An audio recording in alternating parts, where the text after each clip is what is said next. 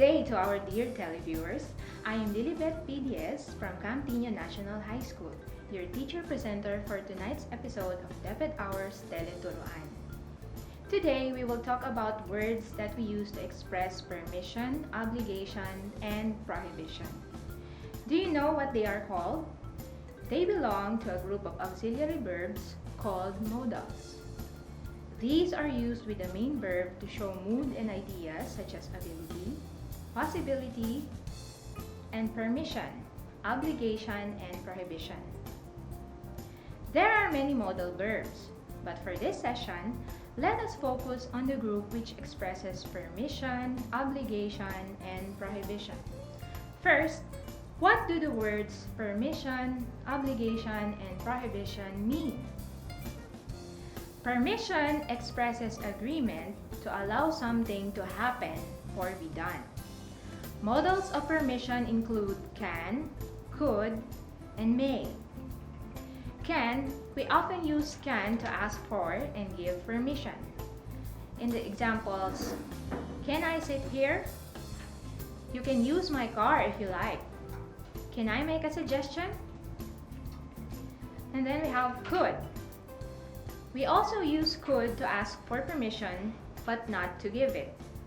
Could is more formal and polite than can. Examples: could I ask you something?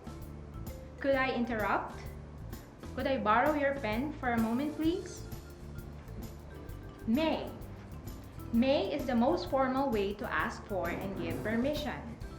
Examples: may I see your ID? These pages may be photocopied for classroom use. Concerned parents may visit the guidance office anytime.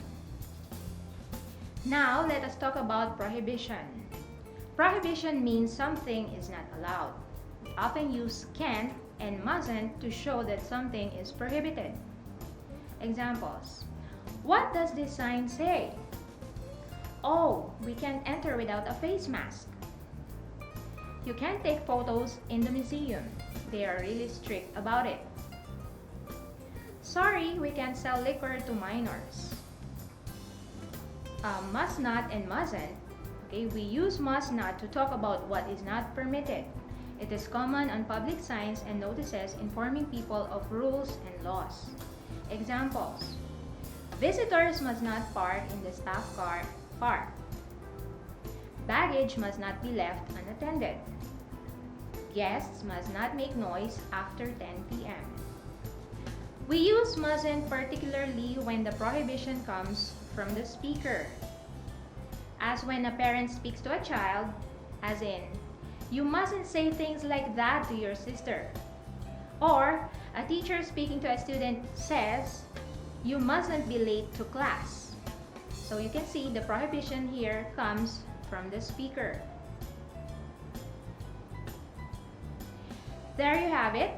Please stay tuned for more discussion on our lesson about modals. We'll be right back after a few reminders from the studio.